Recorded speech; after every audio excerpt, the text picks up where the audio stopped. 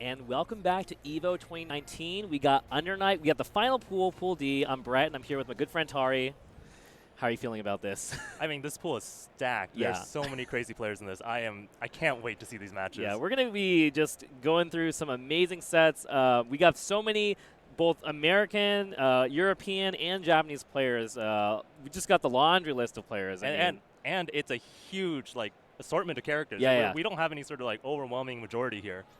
Yeah, I don't even know where to start with this. I would just probably say we have Oito, the rank 1 Seth, who a lot of people consider like the strongest player in Japan. You know, he has the highest arcade ranking, and he wins a lot. So he's in this bracket, and he's not even the only Seth, right? Yeah, we also got, Akacha? Yes, we do. Who is that it? Or did we have someone else? I think that's it. Yeah, we have 2 Seth players in this two Japanese pool. Yeah, 2 Japanese Seths. So you're going to be able to kind of see the difference because they play on different sides of Japan too. So we have a lot of East Japan players actually. I think in this pool we have Sawa, the Norse player. He's really sick too.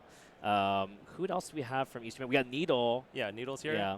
We actually have a lot of Batista players here. Yes, yeah, we do have a lot of Batista players. We got Needle. We got Daniru. We got Suika. We have Suika. Oh, he's in this pool too? Yeah, he oh hasn't my God, played yet. okay. Yeah, we have Suika, Daniru, and Needle. So a lot of Batista, a lot of Phonon, Seth, and we have a lot of Orias too, right? We got a lot of Orias. We also have 2 Hildas in this pool. Oh, and I okay. think this is the first Japanese Hilda we're going to see because Okay, yeah. Boogie is playing Phonon. Really? I think Boogie is playing Phonon for this tournament. Okay. So. Did Kyo play yet, or is he in a different? Oh, actually, I don't know. He might have played already, but we have Mawaru, who is a West Coast, West Japan Hilda player.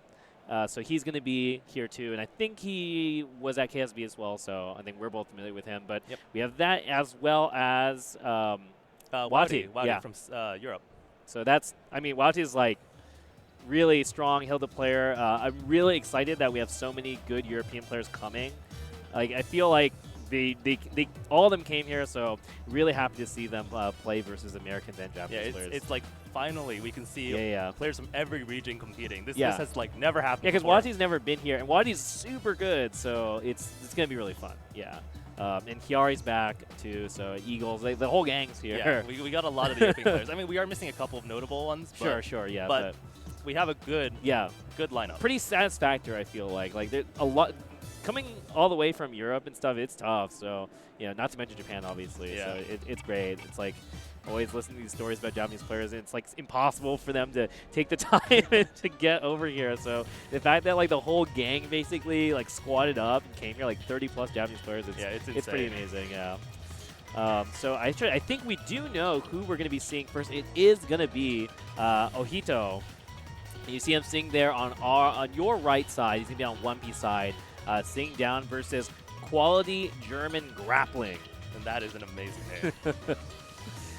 And yeah, it's going to be great to just kind of at least showcase a little bit of how Oito plays. For those of you guys who are unfamiliar with kind of the Japanese videos, you'll get to see him here. He's definitely one of the highest projected players to make it very far, or potentially take the whole tournament. A lot to want to play him, but also want to avoid him in the bracket. Oh, absolutely. He is quite the terror. I actually had a chance to actually talk to him a little bit and ask him about how he feels about the tournament. So he definitely wants to win the whole thing.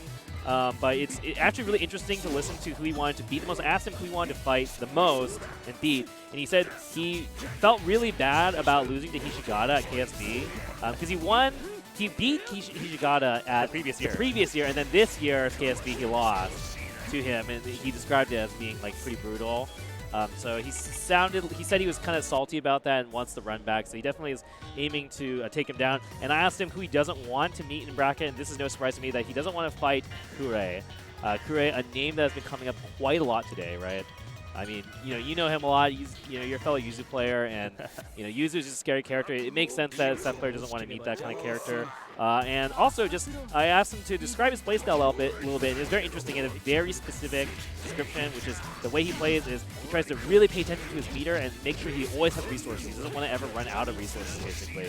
And that's definitely a characteristic of his play. Like, you know, he always tries to make sure he can like cash out his meter for damage, but always gaining meter and creating good situations. So let's see how he did against quality German Grappling, who actually catches Oito, puts him in the corner. He has Vorpal too. Yeah, that's actually pretty unusual. Nice 5B here for Oito, though. He's going to get a full confirm. Yeah, he even gets Vorpal for that. So he's going to be able to... Oh, okay, yeah, gets the force function knockdown. Meter. So he can set this really fast forward here. Yeah, wow. Oito's got very interesting setups. He doesn't really go for unblockables very much, but he really enjoys frame trapping. Yeah. He's definitely a player that is really good at leveraging his risk reward. He knows exactly when to take the guesses, when to take risks, knowing that the RPS for the opponent is not in his favor. But wow, he misses that anti-air. Quality German Grappling. Round start assault actually beats out the 3C. Yeah. Quality German Grappling. I don't think he wanted that, but I'm puzzled as to what that actually might have been. I'm sure it's an assault. So Oito, he does get that nice B dive. Gets caught here though. So quality German Grappling actually has a pretty good chance. Interesting. Yeah. That's tough. He was able to actually bait out that wake-up chain shift from Oito, but, Wald's normals are really slow, so it's actually just point-blank is hard to deal with. And Oito getting a solid hit here. It's actually very interesting. I don't know how many people pay attention to these things when they're playing against sets, but a lot of those, 50-50 side swaps are very fake. Yeah. There's no actual cross-up there. You just keep blocking the same way and you'll be safe. Yeah, but it's definitely a scary thing to see Steph flipping around and stuff. And Oito's definitely catching a lot of people just trying in the middle of switching directions a lot of the time. I think they're actually letting go of the stick for a bit. He has the meter, but he won't be able to spend it. But that is going to clutch out the first game. So Oito up 1 game here. I asked him how he's feeling today, and he said he wasn't really able to get much sleep, actually. That's not that good of a sign. Yeah, he seems to be playing okay. Yeah, he looks solid. He hasn't been dropping combos. He is known to be a little bit antsy, especially on console and in tournaments. Yeah. It's definitely a thing I confirmed with the East Japan players that they basically never play on console. And for people who are new, nice cross-up, by the way, here from Oito. People who are unfamiliar, there is a little bit more delay on the console or on the arcade version. So basically, a lot of the East Japan players, like Oito, are used to things being a little laggier. And while that might sound like a good thing, it's like, oh, I play in less like that's great. But just doing your combos and stuff and the timings are all slightly off, and you'll definitely see it with a lot of these East Japan players that they tend to drop things a little more. So, I'm expecting to see a little bit of that hesitation, a little bit of that nervousness maybe coming out in the bracket. So far, though, Oito not really been dropping that much, but quality German Grappling is actually doing really well. Yeah, he got a really nice, basically a reset where he belly flopped it. I think Oito wasn't sure which side he was on. Yeah. He was sitting on Vorpal here. Quality German Grappling has a good chance to try and take this. He's only one hit away here. Oh no, the reaction from Oito definitely was just doing nothing, reacted to that shield ramp throw. Round start super, unfortunately. Not going to really work out for quality German Grappling, but he's actually really putting Oito through the paces, making a lot of these rounds close, so if he can adjust more, he can definitely be pretty scary. Oito a little too close to the corner for that particular route. Yeah, an unfortunate drop, but Oito, he gets a huge counter hit combo. He's been using 5cc really effectively. It's hard for Wald to deal with that move. Yeah, definitely. Wald has pretty slow normals, and they have decent range, but the speed is where Wald really lacks a little bit. So Seth, on the other hand, is really this fast speed demon character. Really wants to get in your grill and uses a plethora of tricks as well to augment things, and that was interesting. I feel like he missed an input. Yeah, he sort of wiggled after the CVO. Yeah, it looked like maybe he wanted the C blink, and then he pressed the button too early, so he just got like 2 and 4 or something. Yeah. And then he was like, okay, well, I'll fix this. Just dive into super. So it works out. I mean, he could have just IW'd, I think. He could have just done nothing. That was TK dive. Yeah, I know. It was very bizarre. I've never seen someone use C-dive like that. It's a one-hit C-dive. It does, what, like 200 damage? Yeah. But Oito moving forward in winners, as I think a lot of people predicted. But good stuff to quality German Grappling, though, who actually made a lot of those rounds really close. So I won't be surprised to see him get pretty far in losers. He did way better than we were expecting. I mean, a lot of that I feel is a lot of Seth players just seem to not like dealing with walled. Just because, I mean, I think the matchup is pretty good for Seth once you get in, but just like things are awkward. It's like you make a mistake as walled or as Seth, and then all of a sudden like walled gets one hit, and it's just kind of a gross feeling. I mean, you actually saw it happen in that match. Yeah. Where German Grappler got one hit. Yeah, and it's just like, ooh, now it's... Yeah, and then he goes into his route, does the air belly flop ender. Oito doesn't know which side he's on, and then he just gets reset into a full combo into the corner. It's like... Yeah. And there goes 2/3 of Seth's health. Yeah, no, exactly. Seth has a little bit less life than everyone else, and it's not too much. It's like, like 10% less, but, at this level, it often makes a difference between, like, getting hit 3 or 4 times to die. It's a pretty big deal, especially when you factor in, like, meter options and stuff like that. So it's pretty relevant, especially in a matchup like Wall, where, man, some of his starters do so much damage. And yeah, a lot of Seths don't really want to fight Walled. I asked Kubo, who's another Seth player here in a different pool. And he doesn't want to fight Walled. I asked him what character or what kind of player he wanted to meet the least in bracket. He just said all Walled players. Like, I don't care who it is. I just don't want to play Walled at all. And I was like, yeah, that makes sense, The other thing that's really interesting about the Seth Walled matchup is Seth is really good at controlling Vorpal. In some matchups, like you think he's pretty good in the Walled matchup. Right. But when Walled gets that hit, God Press builds Vorpal. Yes. It's like you feel like you can be winning, and then all of a sudden you're looking at your grid gauge just kind of slowly going down, and oh man, it's tough. And check out the next match here. We got Andy Laws on your right versus Lionheart on 2P. He's playing on keyboard. This should be really interesting. I'm excited. I've seen a couple people playing keyboard, but it has been a while since I've seen the keyboard get whipped out. But shouts to that, it's really cool. And I think we're going to see, after this button check, what characters we're looking at here. It looks like we're looking at Eltnum and Eltnum and Nanase. There we go. So this should be cool, right? Kind of mid-long range characters. Both of them have a projectile. Both of them have like pretty good mid-range normals. Yeah, so. They both have really fast mid-range normals. So we'll just kind of have to see how these players feel each other out. Andy Laws, though, he gets the first really solid hit and wins the Vorpal cycle. It was pretty close, though. He did that 2-2B, and it could have lost him the cycle. Yeah. Nice Lionheart, he just says, get off me. Whoa, what a confirm. Yeah, that's definitely unfortunate. But, Lionheart able to push out, gets the overhead 2, and wins Vorpal again. So he's actually looking really good now. Drops his combo, but he gets the reset. Well, both these players just trying to throw each other off. I think it's really a contest to see who can get on the other guy first, right? So neither one really wants to give an inch as far as, offense, defense goes. We also haven't seen them successfully end their combo for Oki yet. Yeah. Lionheart, though, just on the defense here, but pokes out with 5B. Really good stuff. And this kind of matchup, it's really feeling like whoever can just get on the other guy. Do you think Lionheart's doing that on purpose?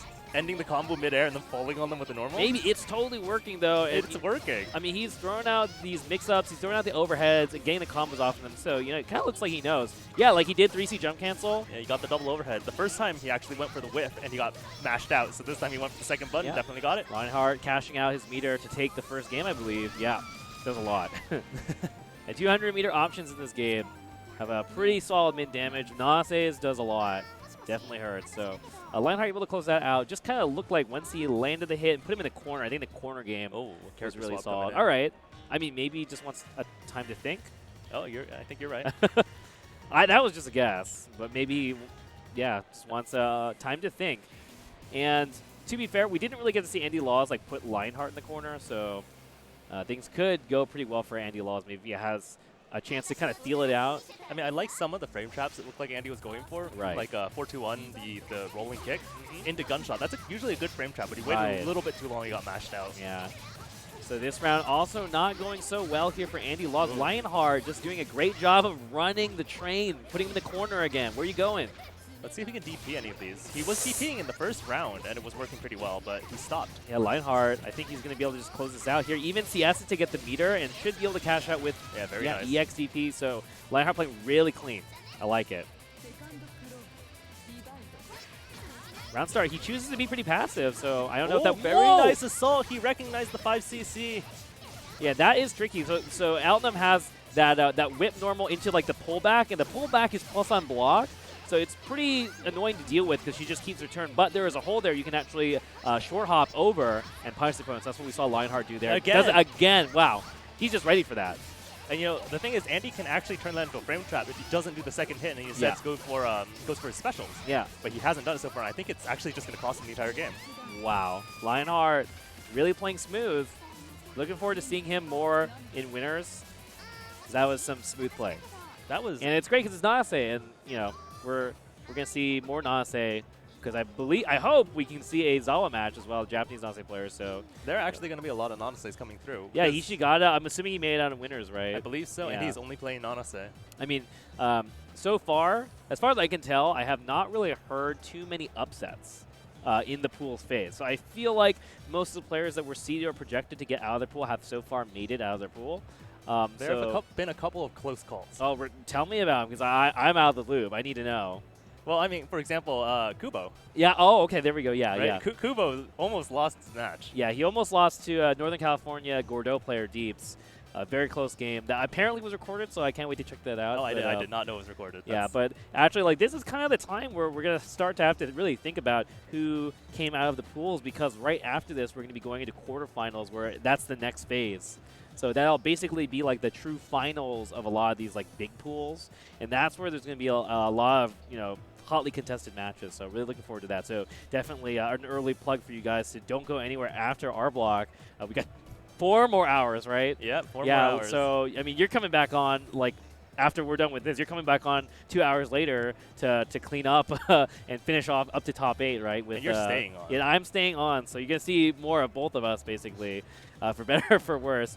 But I do believe we have Deej EXO now up next here versus JMZ.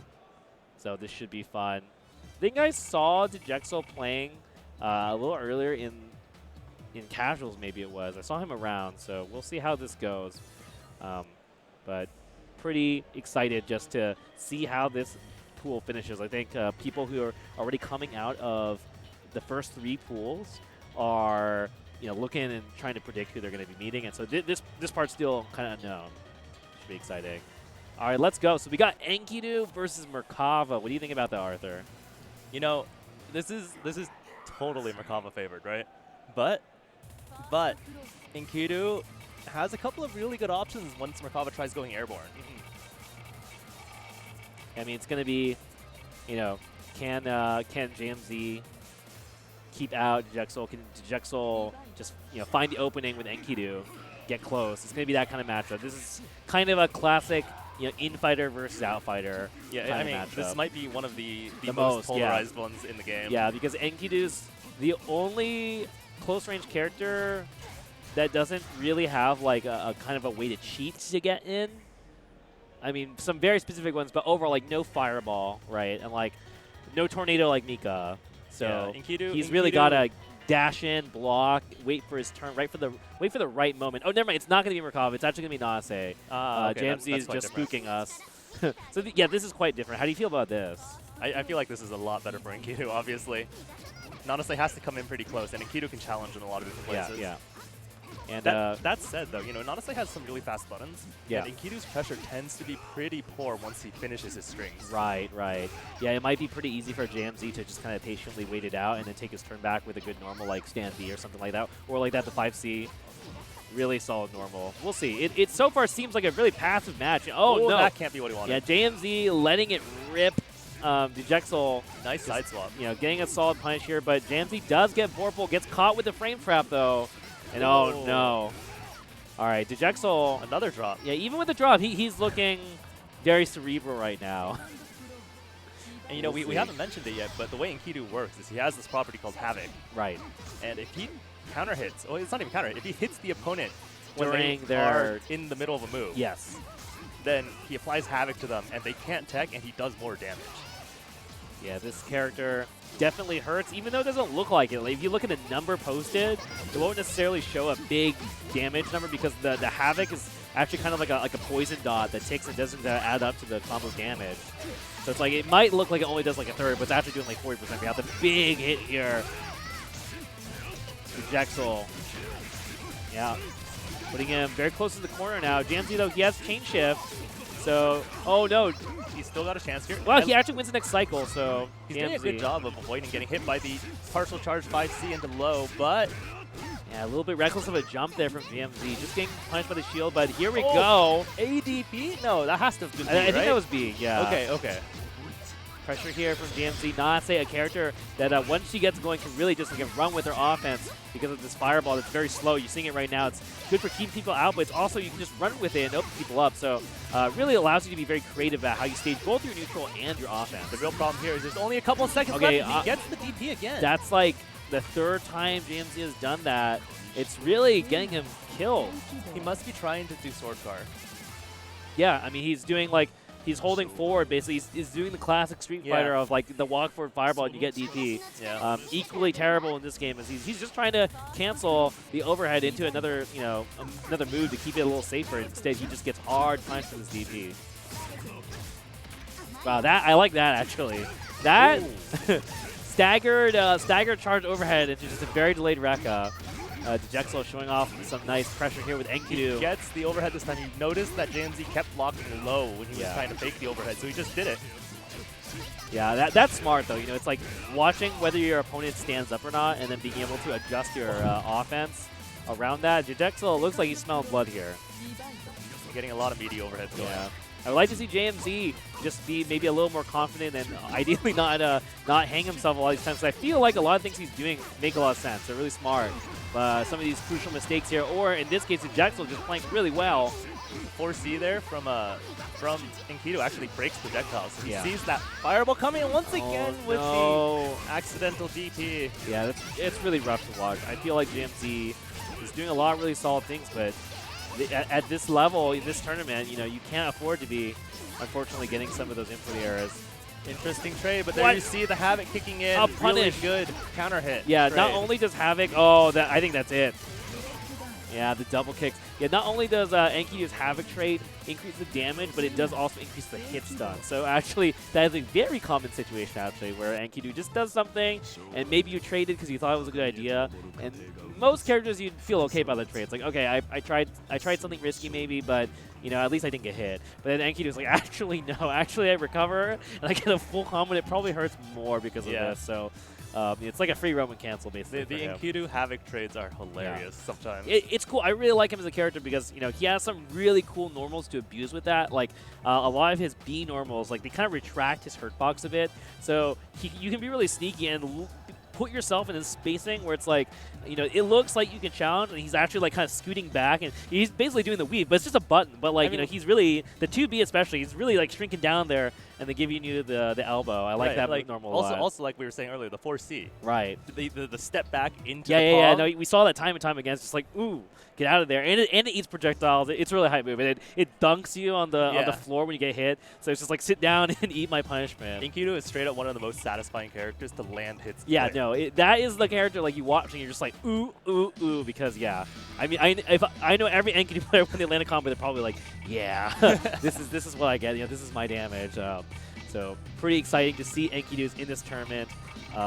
There's a bunch, I think. So I don't know how many are going to make it out of the pool, but I know Rikir at the very least sounds like he made it out of his pool. I believe he made it out in winners. Yeah. Okay. Cool. So speaking of more matches here, we've got Dare and Tax. Yep. It's like pretty cool to watch. Dare's actually from our local scene. Yeah, we see him pretty often, actually. We get to do the biased commentary. No, just kidding. But yeah, so Dare on the left here versus Tax on the right. So the battle of single word names here. And I'm not familiar with Tax's character, but Dare definitely plays Phonon. And any opportunity to talk about Phonon is something that I'm just going to ride with till the end of time, because I just keep saying that you're going to see a lot of Phonon in this tournament. So the more you know about this character, the more you can appreciate it, the more you're going to enjoy the stream. It's actually really exciting because we don't have that many strong Phonons in the Western community. We have maybe like one or two that people tend to think of when we think like good Phonon players. Yeah, we got like JJ, Silent, Klim. And really that's the majority I can think of off the top of my head. I'm sure there are a there's couple one more, more right, I'm forgetting. I deeply apologize. But in any case, yeah, you're totally right. And not to you know, not to knock off on the American players, but it's just like the Phonon players that are here in Japan are just, you know, really experienced, and they tend to just play a little more cleanly. I don't necessarily think that they're doing anything like super amazingly different than the American Phonons, but they definitely kind of make less mistakes. I want to say they're a little more like, I feel like they really punish you harder for overexerting. So, I mean, I think one of the interesting things about the difference between I wouldn't say this is like a general truth, but it is true in a lot of cases, is the Japanese players, a lot of them don't go for like straight up optimal combos. They go for stable routes. Right, things that they know are going to work and give them good Oki and knockdown and all of that, right? Yeah, because with Phonon, like, you just want to land those hits and create the good situation again. It's really bad when you drop something or you create a situation after your combo where you can't really play it ideally. So, yeah, no, that does make sense to me. Dare baiting that DP, though, and he gets a run under. I don't think he wanted that, but, yeah, it works out. He gets the damage, knockdown. He has all the resources. Meter, Vorpal, going to cash out. I like it. That looked like a BB mix-up, like a dash 2A whip under them, gets that cross-up, and ooh, enough meter and a chain shift, so Dare. Yeah, that was very clean. Yeah, that was so close, almost exactly 100 meter. So Dare looking good so far, taking the first round. We'll see if Tax can get in. This is a matchup. This is a very hard matchup for Kotsky. We might see this matchup some more, honestly, from various players. By various players, I mean we might see this from Squid, because I'm assuming there's at least one Phonon in every quarter of this bracket moving out of pools. So we'll see. You know, it is kind of tough. Kotsky's really got to buy his time. Can try and parry some stuff, but I think overall it's more about kind of patient dash blocking and finding your turn. I think most of the time you see a Kotsky parry things, it's like Phonon's 3C, the full screen normals, those sorts of things where you can sort of move slow and a lot of it is like, I don't really know even if parry helps that much a lot of the time, right? It reduces blocks on a bit, but it's not like he's going to punish her. He just gets closer. Right, yeah. It's like, and if you do get punished, you eat a full combo for whipping that parry. So the risk-reward on that kind of maneuver is just not working out. Dare, though, up first game, Tax, looking like he's trying to collect himself a little bit. See if he can find his way in again. I like the assault over the fireball, though, so he's showing some good movement to try and navigate around Dare's pressure. Maybe the secret here is to do a Bitatsu. Maybe, yeah, we haven't seen it. He's been assaulting. I think it is working. Though he kind of just flipping a little bit of offense, but I think it's just because Dare is playing really cleanly right now. You know, you see he saw that assault. He has shielded every single one of those assaults. He's like, I know you're trying to get over my fireball. And the overhead will close out round one. So Dare only one round away here from progressing in what I believe is winners. Very nice hit. Yeah, I love the patience, gets the confirm. Really juicy. Drops the combo a bit here, but still in a pretty good spot. Nice blocking. All right, pressure here from Tax. Oh, he was very close to winning that Vorpal cycle. I think he maybe realized that if he kept going, he was going to... Oh! No! Oh! Oh, Tax is pointing at him. It's like, it's you. No, it's you. Is it me? I don't know. And he's like, I think it's me. No, you want to? Oh, is that GG's? Tax. Yeah, I think it was Tax's controller disconnected. Oh no! Oh, that's so unfortunate. He was about to have his turn. I wanted to see how that played out. Yeah. Ah, that's a rough break. He has the cord plugged in so too. The thing about having the cord plugged in is when it's plugged in, it can come loose. So is it just better just to not have your cord plugged in at all? So, you know, when we're playing locals sometimes, you know, our local players who use pads, their cables are not always that great, so a lot of them just play wireless.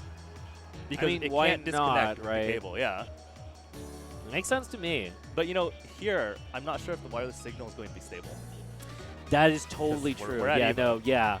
Okay, yeah. Yeah, you kind of do want it to be wired. Oh, that's a heartbreaker. Yeah, that's very unfortunate. All right, well, good stuff to Dare. He's going to move forward, and, you know, I like watching him play, obviously, support our boys in our scene. But regardless, you know, more Phonons is like, that's what I'm talking about, I guess. Hopefully we get some more Kotskis, too, because that was a very unfortunate way for that match to end. Yeah. But, you know, hopefully the next match will be exciting. I see that we do have a Norse coming up here. So how do you feel about that?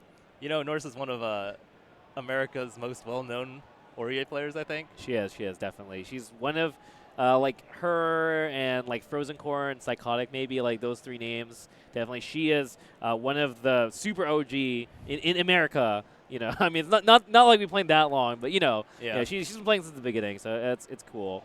And I think she's actually cosplaying today. Oh, is she cosplaying as well? Yeah, I believe so. So that's exciting. Hopefully we can get the player cam on. There she is. Yeah. So shouts to cosplayers. There's been a good amount, actually. There was a Phonon cosplayer.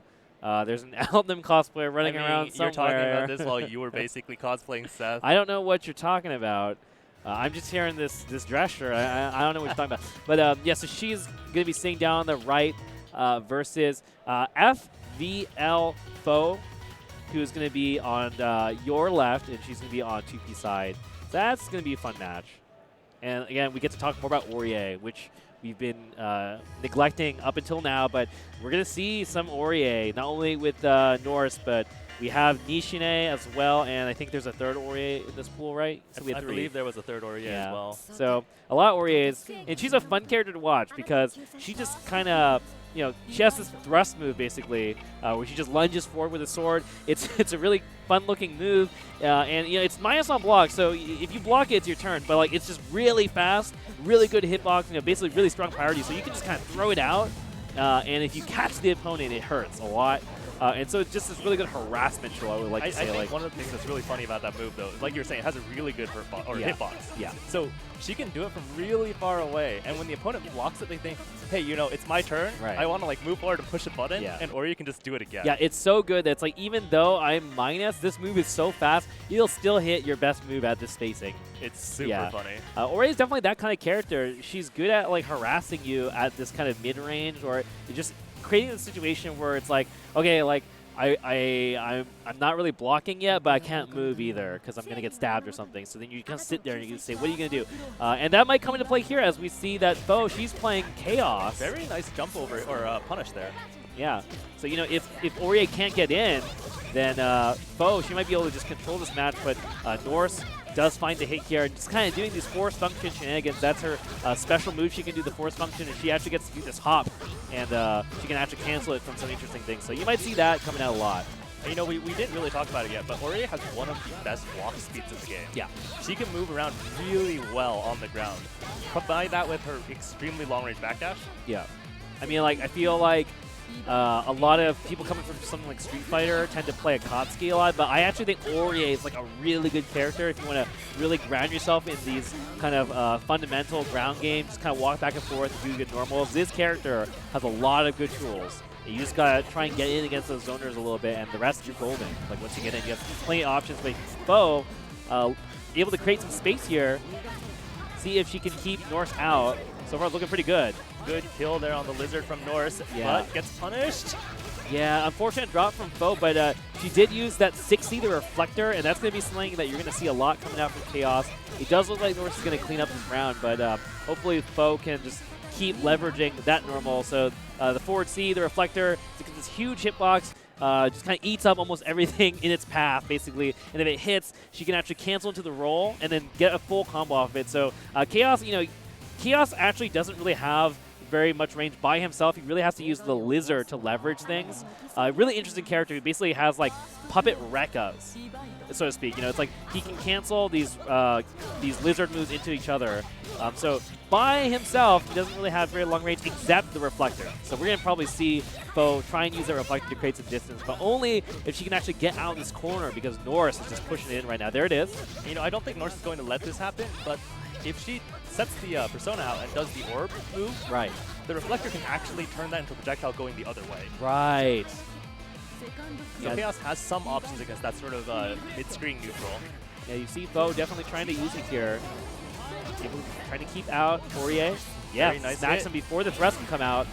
Big hit here. That's the counter hit she's looking for.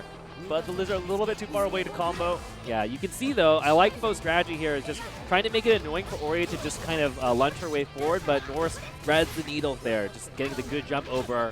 And I think Foe might not know about the fact that the aerial Persona move, like the really slow one, is extremely plus. Yeah. It's plus, and it's kind of delayed, so it's good at kind of baiting out people twitching, thinking that they can press a button, and Norse might... Oh, okay. Drops the confirm, but gets the overhead hit. And I think, with meter, can definitely close this out. Actually, just everything. Had CS as well. So Norse with the fist bump, going to move forward in the bracket.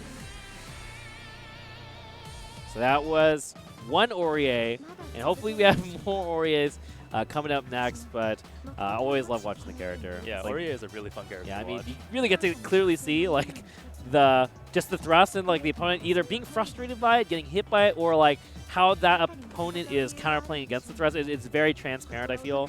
You can clearly see like, oh yeah, they're using these big pokes, or they're just going to block and bait it out. So the way you play around that special move is really key to that to any of matchups versus Ori. So you can definitely kind of, if you're sitting at home and you're unfamiliar with that kind of stuff, just really watch how people deal with thrust. And everything else is kind of, I mean, you know, very orthodox, I feel. Yeah, so like you were saying earlier, Ori is one of those extremely grounded characters Yeah. that can walk, right? Yeah, You could play a walking game. Yeah. And, you know, Norse is pretty good at it, but she actually doesn't play that particular playstyle that much. You can see she's flipping around, using the persona, doing all that. Right, right. When we get Nishine up, I think he might be the epitome of that type of Ori that just tries to play at the perfect spacing. Yeah, he is quite the force in this tournament. I almost feel like, honestly, I think he's a little underrated. I think he kind of comes a little under the radar because he's from West Japan. The West Japan players, there's not as much streaming going on there nowadays, and they play a lot more like on console and stuff, and there's less of like the arcade compared to the East Japan players. They're like always putting out the footage. So, I mean, like everyone knows he's super good, but like, man, I think he's super duper good, if that means anything. I mean, I think the really interesting about Nishine is some players think, you know, I can play him pretty well. It's not that bad. Yeah. But the players that lose to him. Yeah, no, it's like he just destroys you. Yeah, the players that lose to him, most of them think along the lines of, I just cannot beat this Yeah, you're guy. just like, I don't know what to do. He's just sitting there out of this range. I can't play the game because any button I press is going to lose. And he's just staring at you being like, yeah, do something. No? Okay, I guess I'm just going to win, I guess. Yeah, so hopefully we get one of his matches up because that playstyle is really interesting. But, you know, coming up next, we've got Nita. Yeah, so not Nishine, but different Japanese player from not West Coast, but East Japan. Nita, who, a.k.a. on Twitter, he's Wiki Batista, or is it Batista Wiki? I think it's Wiki Batista. Okay, yeah, Wiki Batista. He actually specifically asked me about like what matches get on stream, so I think he was really excited to get on stream. And this guy puts out a lot of work. So I don't know if people know, but he actually made kind of like a list of all of the American and Japanese players who were like in each pool and like who was going to be projected to come out, and he actually even wrote like a description about some of the players that people should take note of. And you know, he did a lot of research, like even for the American players, he wrote down like what placing they got at Combo Breaker and all this stuff. And he runs this, you know, it's all on his website on the Batista Wiki.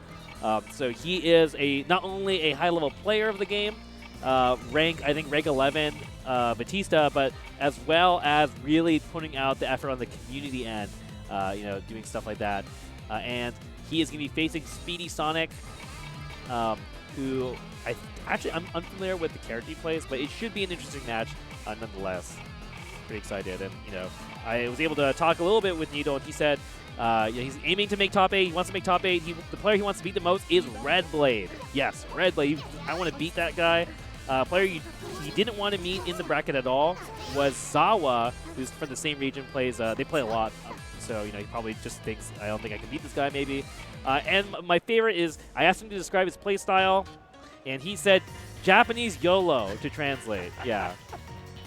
You know, I've been talking to people about Batista players, and I am very much convinced that, you know, once you're past the execution barrier, Right. the more insane you play the character, the stronger you get. I feel that there's just, like, so much you can do with Batista. So when you're in that stage where you're like, oh, I can do whatever I want, then you're just like, well, why wouldn't I just do something crazy? That sounds fun. I mean, basically, right? The opponent's thinking about so many different things. You might as well just choose one and go. Yeah, yeah. So Speedy Sonic is going to be playing Nase. So this is definitely a matchup that Nita's very familiar with. We just talked about how he didn't want to fight Sawa, one of the strongest Nase players in Japan here. So we'll see how he plays this matchup. Oh, very nice fireball here, but not a counter hit because it's Batista. Yeah, and the one air-to-air tag from Nita gives him Vorpal. And now this is a scary situation. Yeah. Nita dropping his confirms, though, giving Speedy Sonic a chance to get back in this. There's a flash kick, though. Yeah, you're going to see that a lot, just wake-up chain shift. You can basically do wake-up chain shift against the meteor. You'll see it. So if a character has a meteorless reversal, like Batista, can just wake up CS like that. Just, oh, you're doing something, flash kick, like 100% of the time. So Batista's really a character where you're not allowed to do many things, basically. Like, you got to be careful about exactly how far you push your offense against this character, and a lot of things will just get flash kicks, basically. And one of the interesting things, very nice charge partitioning here from Needle. Yeah. Able to get 2 fireballs out. But one of the interesting things about Batista, she has only 4-frame reversal in the game. Almost every other character has a 5-frame or slower reversal. Yes, and it makes it harder to punish. It makes it easier for her to punish certain things, basically, because I think anything that's -4, she can actually punish where other characters can't. I like how Needle's just kind of jumping around, doing stuff like setting air gems or using fireballs in order to deal with non-safe fireball, because non-safe fireball basically like goes through all of their fireballs. So you might think that fireball is pretty good in this kind of zoning matchup, because yeah, Batista can't kill it. But instead, Needle's just like, well, I'm just going to play around it. And I like that Speedy is trying to use the sword card, the pass-through, to get past projectiles. It's a very interesting choice. I don't think I've seen many non-slaves try that. Yeah, it's interesting. Not really sure how Needle's going to try and adjust to that, but it looks like he's content to just kind of cover the screen and adapt to how Speedy Sonic is approaching. So we'll see here. Uh-oh. Great jump over here from Needle, getting that assault. We're going to see a hard knockdown, just pursuing with these gems. So these gems, basically, if you hit them, they explode. So they're kind of like a trap. You see there actually, he was able to flash kick, hit Nanase, and combo off with the explosion. The flash kick explodes gem. Something you're going to see a lot with this character, one of her defining features, amongst other things, honestly. Uh-oh.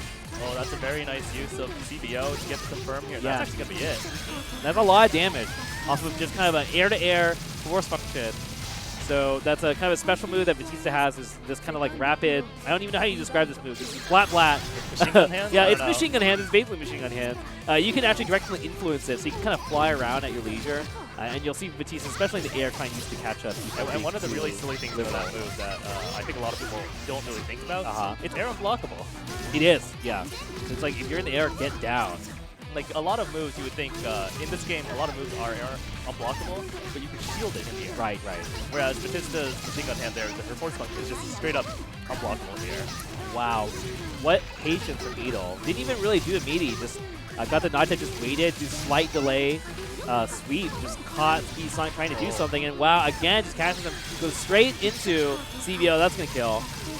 Needle cleanly dissecting Speedy Sonic. He's going to be moving forward.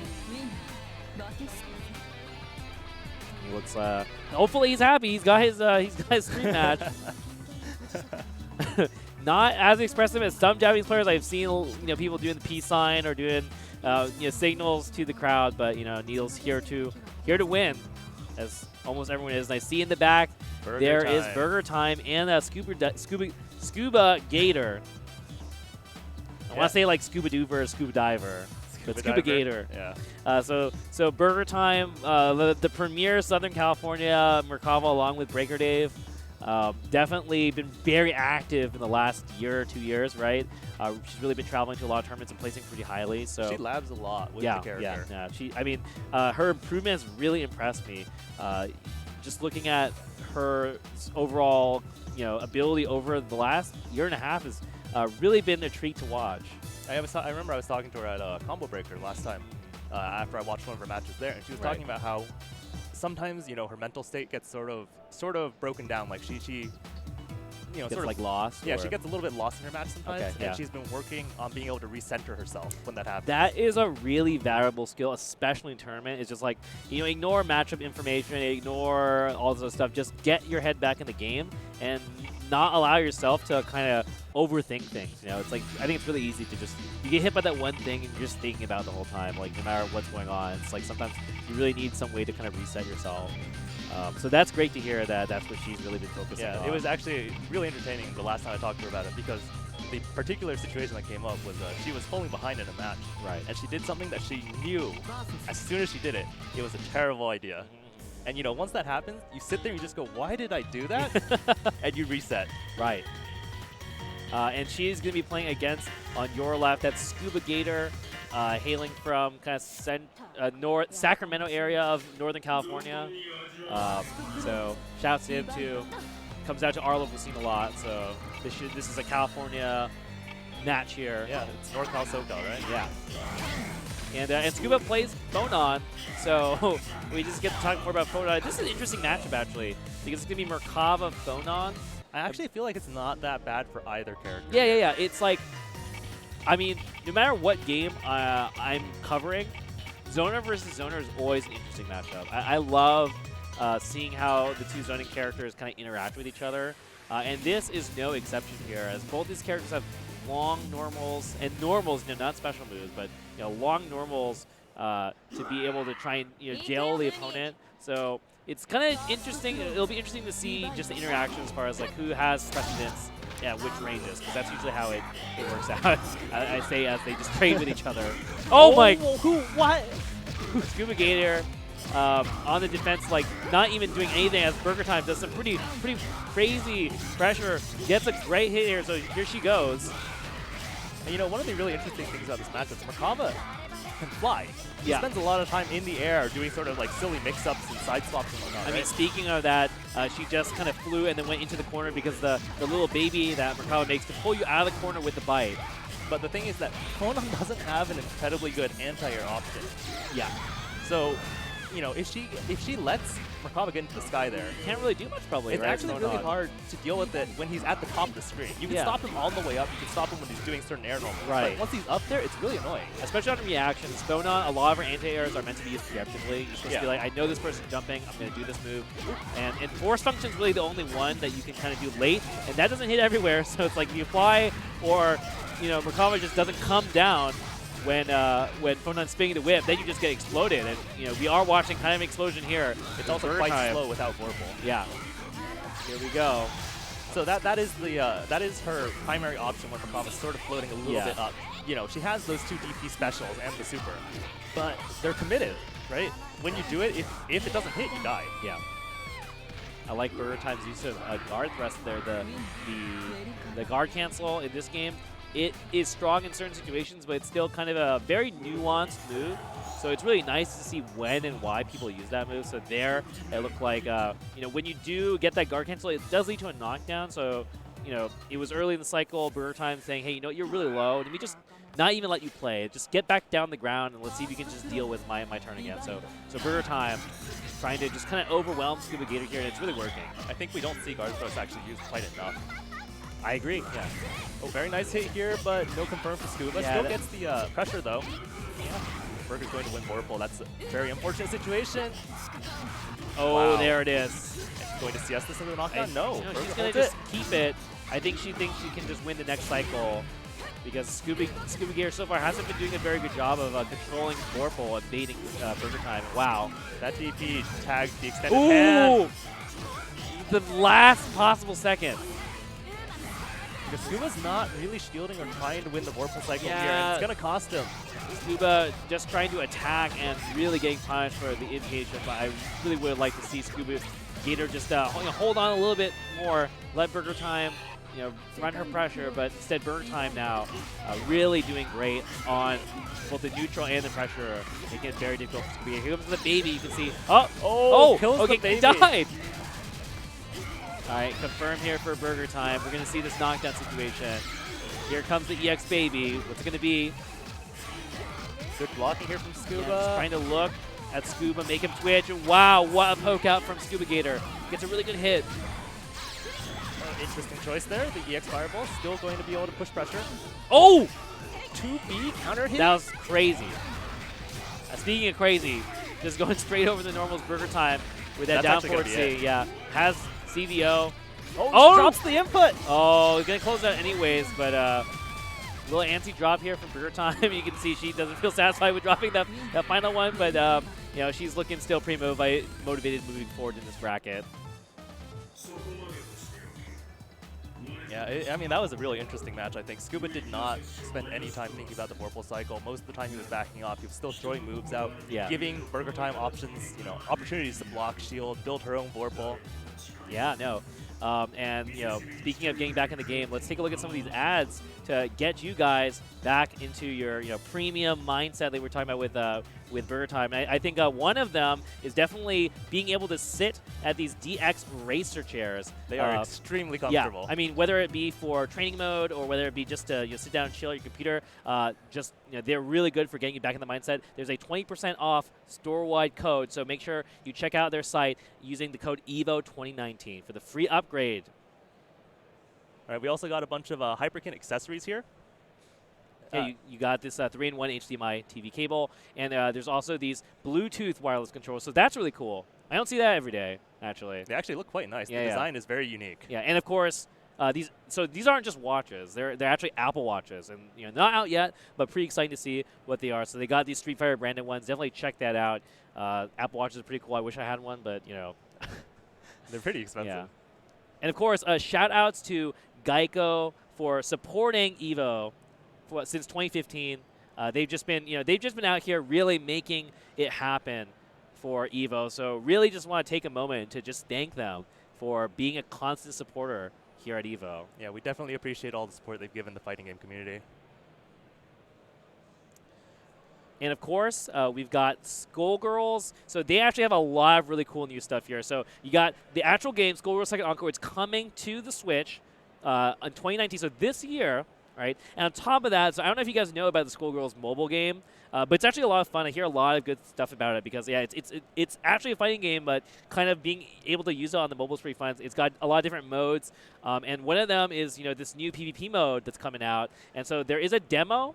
Definitely check that out. And if you really want the hands-on on it, they got the booth. So you can actually check that booth out. If you're watching on your phone from the EVO stage, or you're just in your hotel room, or you're coming to later today or tomorrow, and you're just watching Uni on the drive over, definitely make sure to stop by at the Lab Zero Skullgirls booth because, yeah, they're awesome guys.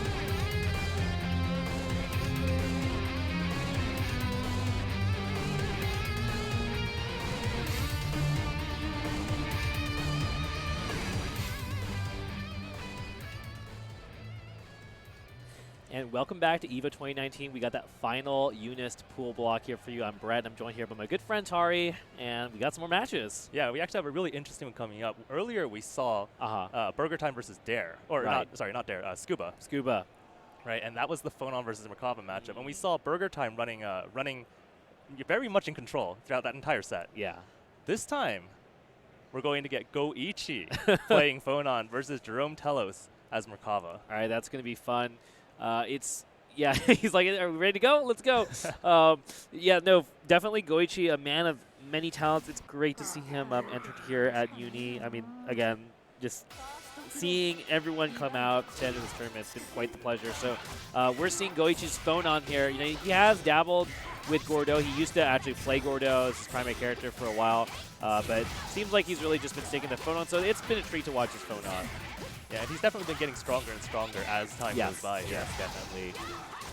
He's been getting the coaching from a lot of other Japanese players too. So, you know, he's been getting the power up. He's very talented. He's got great player skill. So it's just a matter of time before he really is able to like refine the character and become like a super strong threat. I mean, he is strong, but it is true that he has to focus on a lot of games. So right now, he's still a little on the rough side. That was crazy. I've never seen the dive kick whip like that, or side swap like that. But despite what I said, he does look pretty clean so far in this set. Although that was a pretty dangerous shield break here. So Jerome Telos, unfortunately, unable to really capitalize on it. And Goichi's going to drop his combo. All right, here's a good spot here. He has Vorpal. Yeah, you see him fishing for that noodle arm grab. If you get hit by that and he has chain shift, you get the full combo. But unfortunately, not able to get his chain shift, I think. It looks like Goichi going to try and close things out here. Trying to bait something, but with the second hit low from Jerome Telos. Will he get the shield? He misses it. Unable to punish. Yeah, but is able to call out that button press, though. It's going to hurt. That should be death, I think. Yeah, even CS is just extends the meter. And you can see that what we were talking about before, where Phonon sort of respects Merkava once he gets to the top of the screen. Right. But Goichi's been trying to keep him from even getting up there. A lot of these DPs are hitting as he's jumping. Yeah, stay down here where it's my domain, he says. Because, yeah, once Merkava takes to the sky, Phonon unfortunately cannot fly. She has a lot of really big moves, but nothing that goes straight up. Yeah.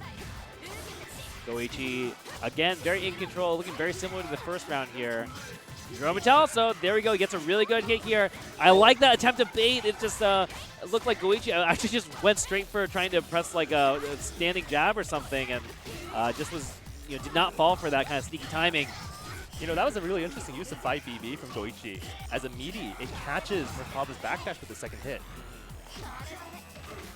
Jerome Telos, wow! What a good bait. To a whiff into 2B counter hit. All right, here we go. Here's the knockdown Oki. No low flight, but trying to just get something going. Babies are making it safe. Oh, I did not block that either. He catches with the frame trap off the babies. I didn't block that either. I thought it was actually going to be cross up. That was so crazy. Oh, I mean, I just think that, everyone sees that dive kick, like it's so high up. Yeah, I'm going to mash here, and the baby just makes it plus.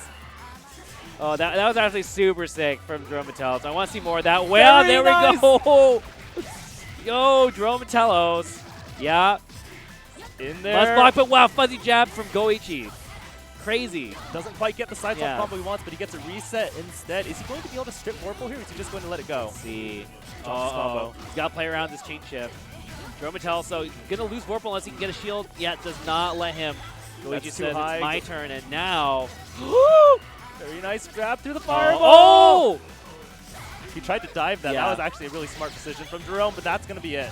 Oh, that was such a good round for Jerome Telos. If he had just gotten like that dive kick or one more thing to work there, he would have taken that round. Oh, very nice jump B here, stopping Goichi from up backing. Phonon very fond of getting in the air herself. Good trade. Uh-oh. Yeah, once again with the DP. Yeah, that DP, that geyser, is a very good stop sign in this game. And she has two ranges to choose from their fix, so as long as she's in that range to use it, if you're trying to do something, you're just going to get hit, and she could super cancel it to full combo. But wow, Jerome Telos.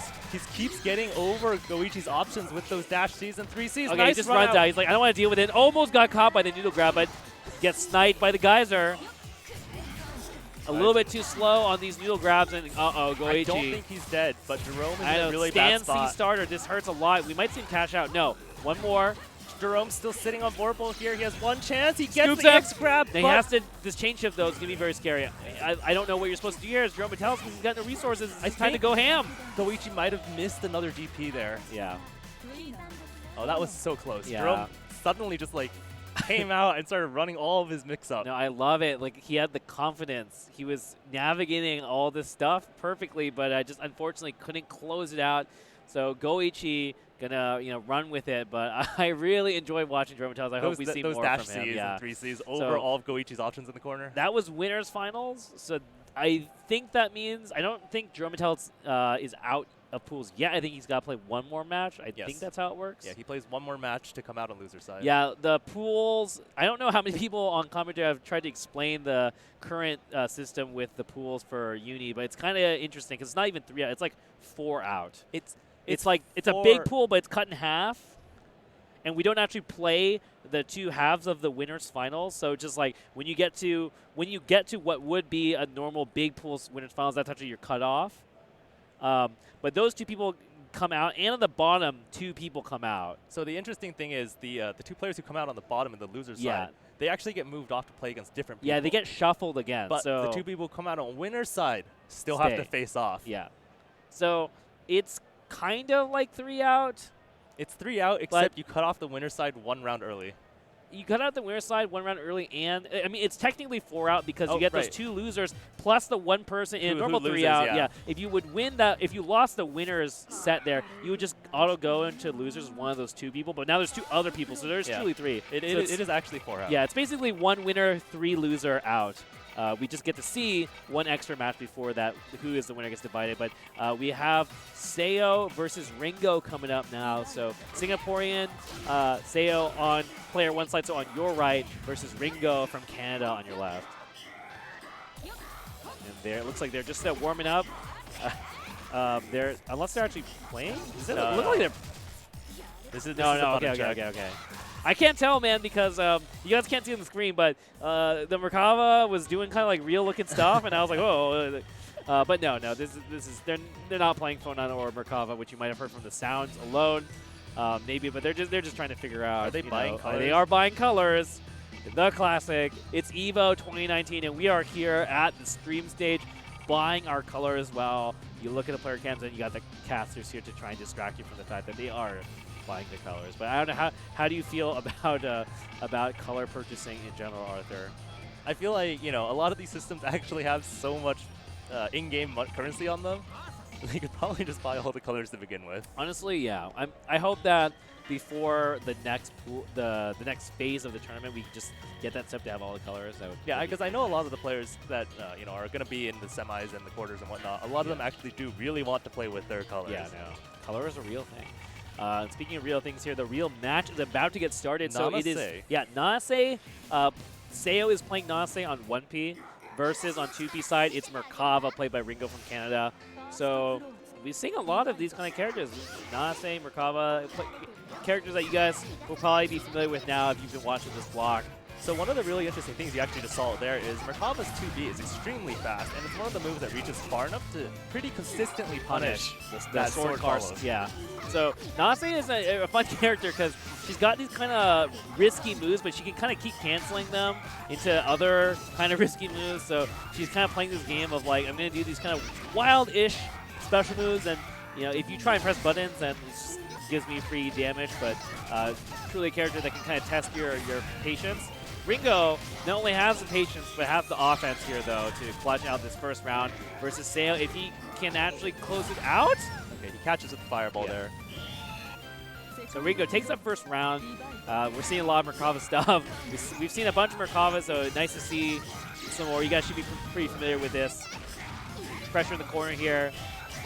If he gets the hit, you might have enough. He gets it confirmed to go into babies here. Yep. Let's do it. Is he going to go into low flight Oki? No, he just goes into a TK Fireball. It's very plus. Oh, wow. Saleo twitched, but Ringo was able to confirm that. And, Ringo's just playing really patiently here, trying to space it out, but Nanase's normals actually reach really far. Yeah, Ringo was patient, but Saleo was more patient, getting a really good time. And, wow! Just jumps out of the throw, doesn't do anything. But Ringo might be able to kill here. No, not quite. He's going to try. No, he went He's going to try. He went for EX hands. If you did the EX DP, it actually might have killed. It does a little bit more damage. Oh, really? Okay. Yeah, and you see Ringo backing up, actually losing grid in that neutral game. Oh, very nice CS into DP here. Saleo with a chance. Yeah, he has a chance to close out. He has him in the corner, but boom! 3C? Nah, that's something I did not predict. He anti-aired the overhead, follow-up to sword car. That's crazy. Yeah, that's crazy. I didn't even know you could do that, honestly. Like, I mean, I know you can, like, try and press a button there, but, like, I mean, anti-air? 3C? Is that what I was supposed to do, too? All right. Well, I'm enjoying it. I like the option. I hope that's intentional. I mean, I certainly hope so as well. Again, 5B round start catches. It's very hard to challenge Merkava's 5B at round start. It reaches all the way across the other player. Yeah, you know, Ringo, Merkava has a lot of good normals, great range. You just got to remember that there's not too much of a mix-up. It's all just low and mid. So really, Merkava, kind of a hit throw character. I mean, doesn't has a lot of range and presence, but you know, still basically the throw game to try and open you up. Nasi, on the other hand, once she gets you in the corner, it's got the overhead. You can cancel it. You got to deal with these kind of fireballs. Saleo was doing a really good job there, but unfortunately gets tagged by the VO, and now it's Ringo's turn. Big bang trap is going to hurt. In Veil off, so you do extra damage, and you have free meter at your disposal. So we're just going to see. Wow, he's going to hold on to that meter. If he gets another hit, this could hurt.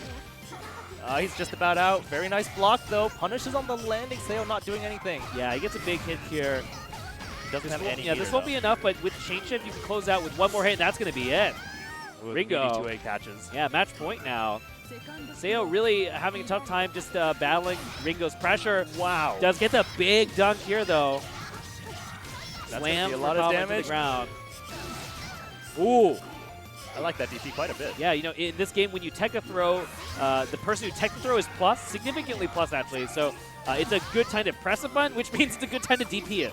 You know, so Saleo's been doing a really good job of actually CSing in the gaps and DPing out of Merkava's pressure. Yeah. Unfortunately, he's not really getting his meaties properly here. Yeah. So Ringo's just getting out and then turning everything around here. Okay. Good blocking. Ringo playing pretty patiently here, you know, not really trying to go for a greedy mix-up with the babies, but what? Cancel. Oh, catches the backdash. Doesn't get the confirm, but he has so much grid. Oh, no. The round 2, he's not dead, though. Saleo actually got Vorpal there, so Ringo cannot kill him. Yeah, Ringo's got to be careful. If he meaties, he might just lose to Wake Up Chain Shift. Tries to bait it with a backdash. Yep, sneaky mix-ups here. I feel CS there it coming. is. There it is. You can see the shield flashing. Yeah. Saleo did exactly what he needed to do to get that round. Yeah, catches him in the air. Unfortunately, unable to get that unblockable. So if you block Nanase's air, like the fireball, when she shoots it up, if you're too high and Nanase's close enough, she can actually run up to you and just unblockable you because you can't block ground normals in the air. Unfortunately, though, he was a little too far away, but that situation is pretty common when you're watching Nanase's. You know, good blocking here from Saleo, trying to stay alive. That was a very nice use of the EX hands. Unfortunately, let's stay out of the corner, and Ringo has to play the mid-stream. Ringo now is chain shift. So this could be dangerous, but the big sword car again, Saleo getting so much mileage off of it here. Sword car is extremely fast. It's also quite dangerous on block for Nanase, but you know, the trade-off is pretty good. A very close round here. Actually, good depends block. on who's going to get Vorpal. Oh, the big dive kick! No, I like it. Saleo, you know, I think knew that he was losing Vorpal a little bit, so it looked like he tried to go for the throw just to try and win that little bit of grid to win the next cycle. And so dive kick in that situation really good. It is, for the most part, safe, you know, if blocked. And yeah, if you try to press a button, it's the end of your route here, and it was the end for Saleo's winner's run, I believe. I mean, he was doing really well, though. When it was his turn, he actually kept his pressure up. The problem was, you know, every now and then he would go into a throw or something, right? Yeah. And as soon as that throw gets broken, Ringo starts running everything back. Yeah, yeah. So Ringo ending up clutching it out. And speaking of clutch, I'm going to talk about my favorite player here at EVO 2019. It's your boy Ryan Hunter coming up next. He's playing against Mulan. He's playing against Mulan, so I don't know. What do you feel about this upcoming match, Arthur? So tell us a little bit about Mulan. So Mulan plays a pretty good, like, he plays a pretty stable Elnum, right? Yes, yes. So I think, honestly, most of this is going to come down to how comfortable is Ryan Hunter with, like, the matchup. With this matchup. Yeah, okay, yeah. I feel like he knows this matchup, though. I mean, Hotashi is from the same region. And yeah, they play quite a lot, Yeah, right? they play a lot. And Hotashi, even though he's a little bit new to the game, it's still very valuable matchup information, and it's more of like feeling comfortable, right? Certainly, every Elnum does different things, but it's still kind of like, all right, I'm Elnum, I have a gun, I shoot bullets, I'm going to do Elnum stuff. So I feel like, yeah, if Ryan Hunter can stay solid and keep himself mentally grounded, I think he can do pretty well against Mulan. But like you said, Mulan, stable is exactly the word. I actually asked him to describe his own playstyle, and he described it as stable, as like he plays really by the book. Yeah, no shenanigans, really just precision, kind of honest, orthodox play. So I think one of the interesting things is that Mulan, I feel he respects a lot of Yuzu's very fake sort of setups and pressure. Yeah. Right. So he'll run around and try things, but he doesn't necessarily try to mash in a lot of different spaces. And Ryan has a lot of those sort of silly, pretty fake setups. Yeah, Ryan does some fun stuff, right? So we're Ryan's gonna having see. fun with it. We're yeah. gonna see whether or not Mulan actually respects it, or if he mashes and punishes properly. And that absolutely can be a place where Ryan Hunter could take this in a first to two. Just sneak out one cheesy teleport, reset, and it's like eat another 3,000 damage. You're almost dead. One combo becomes two. And Yuzu can easily 3-touch kill people in this game. So, and yeah, like you said, Mulan, a little bit passive a player. The thing, though, is that Mulan is very knowledgeable about this matchup because he's from Western Japan, so he plays against Kure a lot. And so, round start there, you saw Ryan actually did parry, and he parried the gunshot. Yeah. And one of the things that happens in this matchup is if Yuzu dashes at the beginning of the round and parries, she catches Elmo. Yeah. Unfortunately, Ryan, just round start immediate parry. Okay, so we're seeing a very familiar sight here, this kind of full screen keep away. Ryan Hunter has the life lead, just trying to, he sees the shield, tries to go in, yet does nothing. Very good, but he Oh, gets Grid no! Crush! He won Vorpal after all of that time. He played so well in that previous cycle, but just one risky crouch shield, and Mulan now just trying to push in. Ryan Hunter catches him with the overhead, and that's going to actually give him that guaranteed cycle. So now all of a sudden Mulan, in the advantage here, it has life lead, going to spend some meter, takes this knockdown, ender reload. All this pressure. He blocks this one. Blocks the second overhead. Blocks the third overhead. Shield. As long as he can just, not get hit here. Oh, no! He gets caught by the gunshot. I actually cursed it. He has so much grid. It just pains me to look at the, 8 blocks of grid that, might be going to waste. Mulan drops here. Oh, I think he could have actually punished that. I mean, he could have, IW'd or something, but he probably wanted to save the meter at this point. Yeah, gets hit by the cross-up roll. Yeah, Ryan Hunter probably just kind of sacrificing that round, keeping the meter for the next round. Yeah, even if he got the hit at that point, there wasn't enough time. 10 seconds on the clock. Yeah, he's looking good, though. I mean, I like the way he's playing this so far. Very patient. I just that one bad shield really cost him that round. You can see what we were talking about with Mulan being a pretty passive player in this matchup, right? Yeah. Because he's letting the time run down very far before he actually tries to force his way in. And time is really significant when you're playing against a character like Yuzu, because it's like, if you are the character playing against Yuzu and you don't have Vorpal, you're not going to do anything, basically, right? You're just like, I'm going to try and get Vorpal. Very so nice shot. Yuzu can just also stand there and do nothing, and you guys are basically both waiting for 17 seconds, basically, for the next cycle. So that kind of thing happens a lot. Is, the more that happens, the more time becomes relevant. Mulan says, no, I want to reload here. I'd like to see Ryan shield some of those multi-hit moves so he can win the cycles. Unfortunately, Mulan takes it. Oh, there's another delayed shot, and he gets the confirm that I believe is some sort of OS. Oh, but no, he drops it. Okay, here we go. Ryan Hunter, he's unable to get Vorpal, though, so he's going to have to deal with Mulan's wake-up CS if he chooses. Yeah. Oh, no! Did he want that? He wanted the teleport. He was going for the TK teleport setups. Oh, no. I think that would have been kind of dangerous, though. I mean, TK teleport when the other character has CS is pretty dangerous. But at the same time, yeah, it might have worked. It's tournament. Let it rock. I want to see him go for it again. I hope. Yeah, I hope that doesn't discourage him from trying it again. I feel like he goes for it very often. It's actually pretty rare to see him whip that input. Yeah. Oh, he didn't want that jump cancel, I'm fairly sure. Oh, no, actually gets sniped by the full screen ricochet, but as long as it's not a counter hit. Mulan wanted a gunshot. Really off it. Yeah, big hit here for Ryan Hunter, though. He's going to get Vorpal from this. Has Mulan in the corner. Goes for the gimmicks, gets the empty throw. Throws him out of the corner, but good damage. Should be able to side swap this. He's just going for the full confirm instead. Yeah. Here we go. Here it is. Whoa! Okay, he blocked the same side teleport. Gets the grid crush throw, though. Very nice. This is a really good round for Ryan Hunter. He's looking confident here. Only needs one more throw. Gets a TK. Looking for the green shield. Ooh, staggered a little bit too long there. Mulan with a really fast button. Yeah, good challenge by Mulan. That crowd to be one of her best normals. Really good for poking out. He's not going to try to strip. Unfortunately, though, Ryan just gets hit here. Yeah, kind of throws away his chain shift, but he has a lot of resources, and he just really needs one more hit here to kill it. Very Catches nice. him. Mulan trying to press buttons on defense, and Ryan Hunter up the first round in game 2. You know, Mulan hasn't actually OS'd yet, I think. He has not, yeah. I mean, in this game, defensive option to throw is very difficult to detect on reaction, so players from all corners of the world all really utilize some sort of throw option select to cover multiple situations so you don't just get blown up for trying to do your stand tag. But we're seeing Mulan just kind of actually getting punished for it. And wow, again, tries to challenge after getting his throw tag. Just wasn't a little bit too high wasn't for that expecting confirm. Ryan Hunter to just press buttons, but he will get vulnerable. Yeah, so a little bit overextension maybe from Ryan Hunter here. Mulan with a good opportunity. Let's see I if think Ryan wants to go for this teleport setup. Yes, blocks he missed it a little He's very bit. ready, but There's anti-air. Yeah. Mulan very patient there. Didn't really do much until he saw a good opportunity to get that chain shift off. Ryan Hunter, though, he has the same option available. He does it. Mashes 2-8. Yeah, the trade, they're both 5. Good blocking here. That's plus. Uh-oh. Oh, and the double throw. All right, Mulan now on match point. Ryan Hunter, though, doing really well overall, I feel.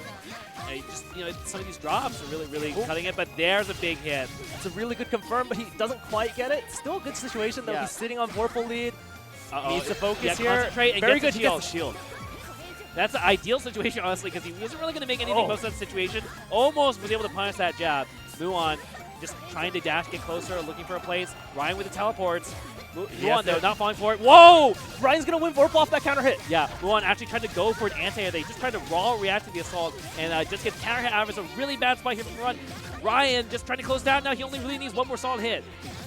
Mulan just waiting for he his has chance. CS, but when is he going to actually use it? Yeah, he's Ryan's going to go for that. Yes, he baits a throw again. Ryan Hunter, as long as he doesn't drop this, I don't want to curse it, Oh my takes the goodness. game versus Mulan. Here we go, game 3. Ryan Hunter. Ryan it Hunter, happen. let's go Ryan Hunter. Making it happen.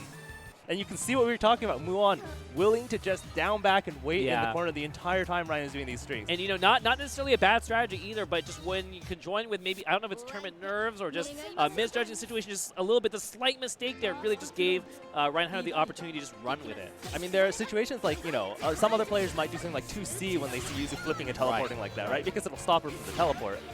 But, Mulan's just holding out. Oh! And you can also see that Mulan really has been paying attention to Vorpal. Unfortunately, it has cost him in a lot of ways. Yeah.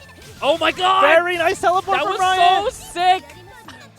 Even with the slight stutter at the end, like, oh man, he is so far up this round. Even concentrating to get Vorpal doing nothing, even with that assault. This Smart is such stuff. a big chance, Ryan. He Oh! gets the hit! Ryan Hunter, he's actually at match point now. He might And actually he's be able playing to, so well right now. he might be able to knock Mulan Yeah, to no, losers. I think this is happening. Okay, very nice punish here from Mulan. Yeah, no, I mean, he's been throwing out those EX gunshots to try and catch something, so he finally gets what he's looking for here. He's able to get this solid knockdown in the corner, but the jump back out from Ryan Hunter. If he can create some space, he's going to lose Vorpal. Mulan immediately. A gunshot, chain shift. Really solid stuff.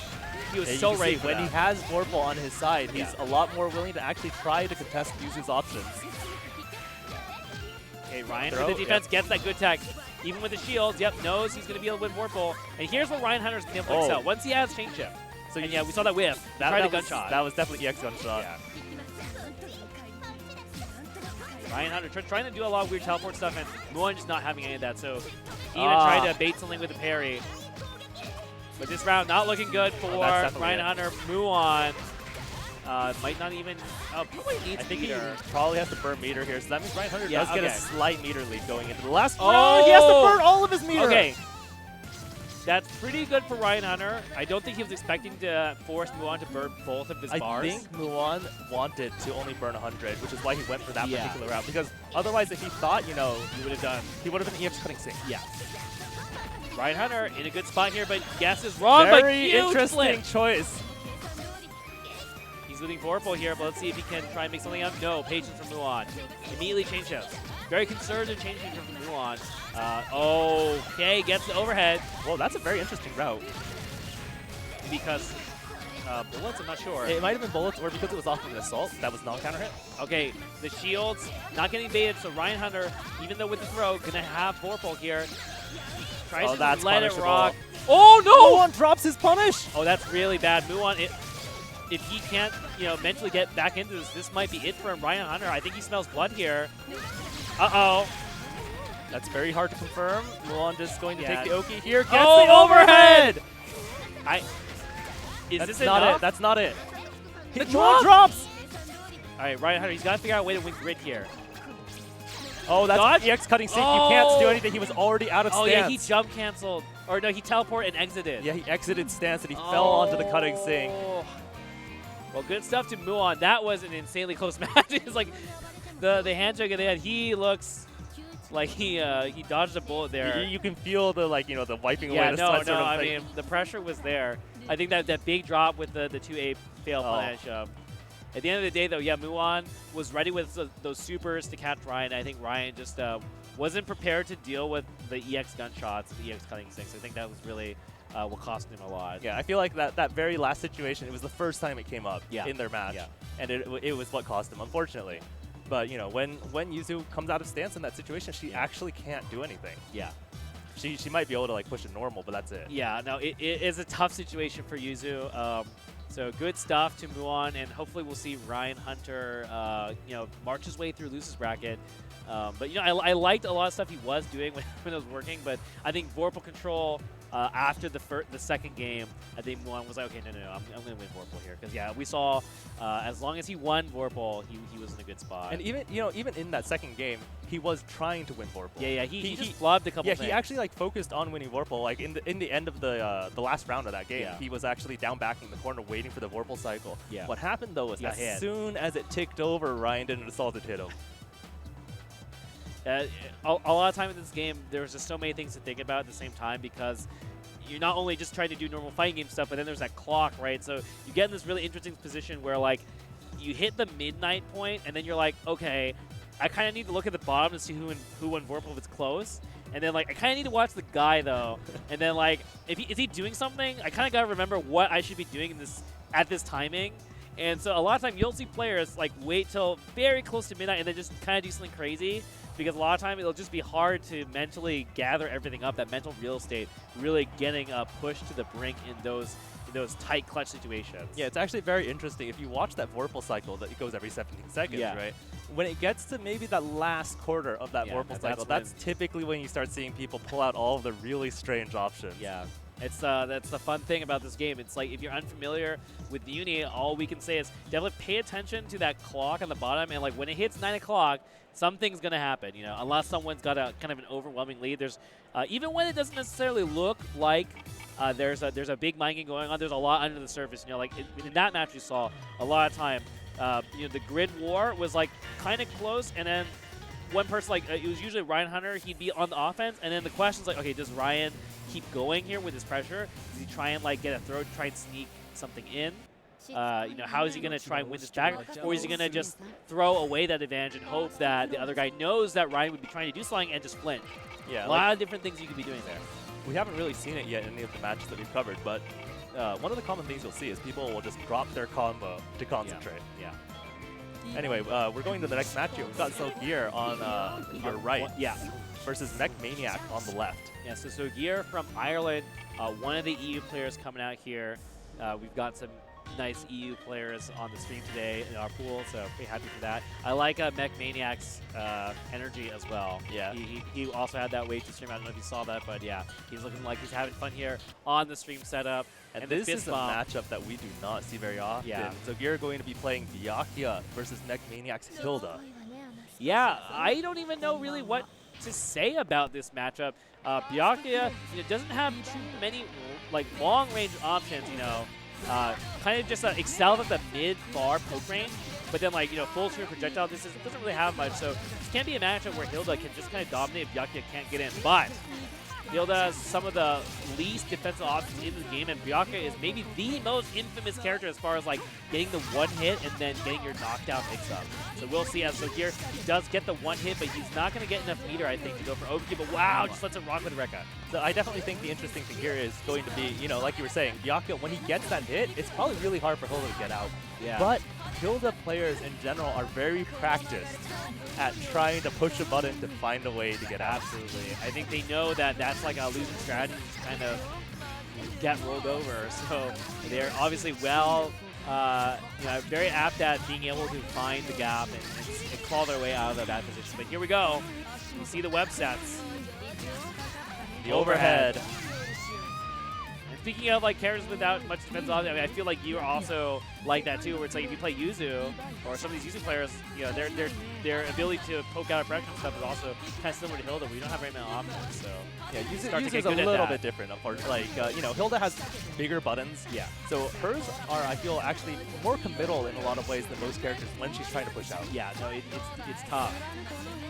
All right, so Mech Maniac, he blocks that overhead. There's that annoying web on the top here, just stopping him from doing anything. And Rekka. Uh-oh, okay. A great DO. J-Lock, really good at dealing with anything as long as they're not trying to block. He'll, you know, explode them, grid break them, you get some free meter, and Hilda is a great character for utilizing that meter.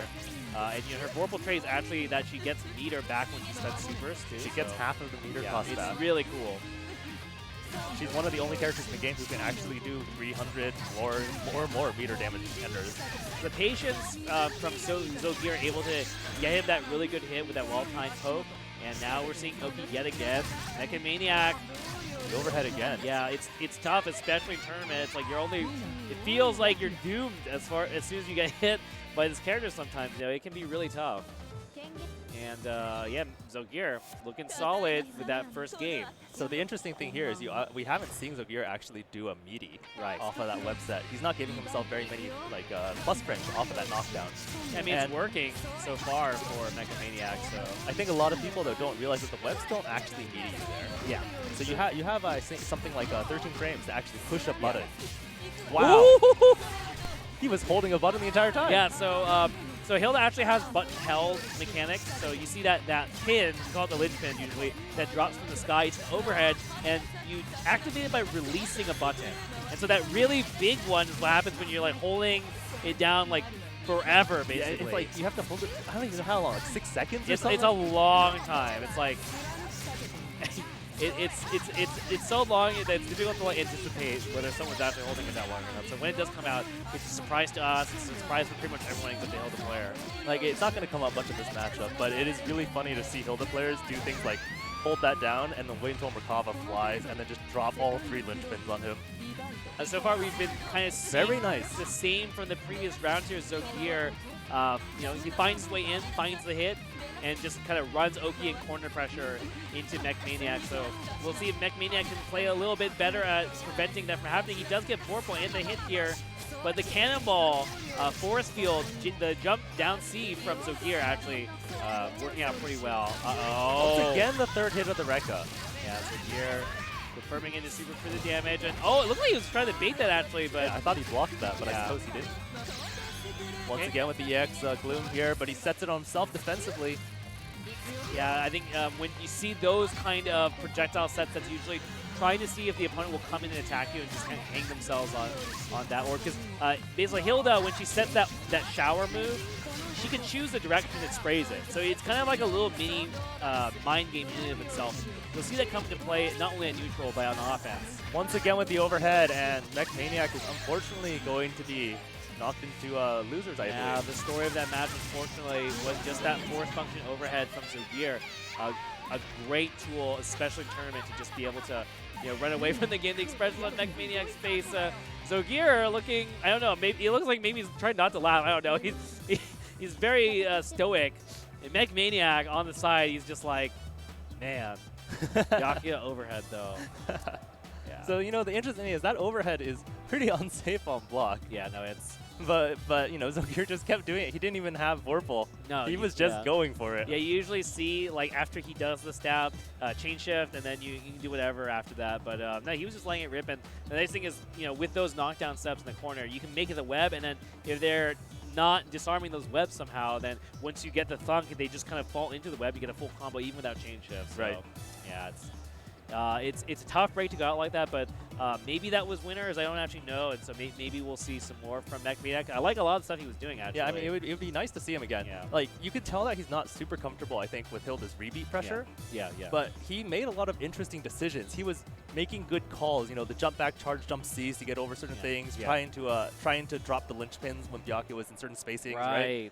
Like, I think he made a lot of really good decisions. It was his, I guess, execution that didn't quite work out. Well, speaking of good execution and good decisions, especially decision-making and call-outs, we're going to be seeing some pretty interesting stuff coming out from this upcoming match. So we've got Dusky on the left versus Tofu on the right. And Dusky plays Seth. He's West Coast. I believe he's Arizona, somewhere in there, or maybe Utah. Seth player versus Tofu playing Nanase. So this is a really fun match because there's a lot of like wild stuff you can do in this matchup, especially as Nanase. Like Nanase can just kind of do these crazy options that don't really seem very good risk reward, but like if you hit Seth, you just put him in the corner and you kind of can run your game. And you know, Tofu is pretty experienced fighting versus Seth. So I'm really interested in seeing Dusky, who has really been coming out recently. He was at Combo Breaker. So, you know, I think he himself was saying he feels a little rough around the edges, but it's been a treat watching him, you know, just get that turning experience. And I think this is going to be a really crucial proving ground for him as he fights Tofu, who knows this matchup. And, you know, this matchup is very interesting from both perspectives, I feel. I'm going to be very interested to see whether or not Tofu will use things like Nanase's Tornado in neutral. Yeah. So the big thing in this matchup is basically Seth wants to try and make a fireball in the air. Are they going in? I think they're playing. Yeah, they're playing. Actually playing. Yeah, they're actually playing. Okay, so you guys didn't see it, but looks like Dusky landed the first hit. He has Vorpal here, and you'll see that fireball time and time again. It's the most important part of this matchup. It's Nanase's fireball. Yeah, Nanase's fireball will stop Seth really going into the air. And wow, a TK fireball against the throw! Tofu, see, sets that fireball, and Seth, it's very difficult for Seth to deal with that fireball once it's like that kind of close. You kind of have to just respect it. And Tofu going for the overhead, change this to keep it safe. Okay, here we go. So Dusky lands a big 5cc. That's one of Seth's best normals, but oh no. This is suddenly a bad spot, but Tofu misses his super cancel. I think that might actually cost him quite badly. Oh no! That's it! As long as it drops, that's Dusky takes the first round. So the other thing that Nanase can do, though, is in a lot of situations, Seth is trying to jump around above your head. Yeah. Not when he's diving, right? But when he's just jumping and backflipping, Nanase's Tornado is actually quite good at killing that. I mean, Nanase's Tornado is good, and also you can kind of do the sword car underneath Seth. And if Seth tries to come down safely, then you'll just stab him with a sword, and if you get underneath Seth behind him, then Seth no longer can hit you. Seth generally can't hit people once they're actually behind you. If he's in the air, he kind of can only attack forward from the air. So we're seeing Tofu do some really good pressure here. Gets Dusky in the corner, has CS, yep. Dusky's doing a pretty good job, though, of defending against that overhead. I feel like Tofu is kind of letting him get out pretty easily because of these overheads, but, you know, has a huge life lead, and yeah, unfortunately, that is a rough place to go. Here we go. Passive defense, good stuff from Dusky, finds his turn.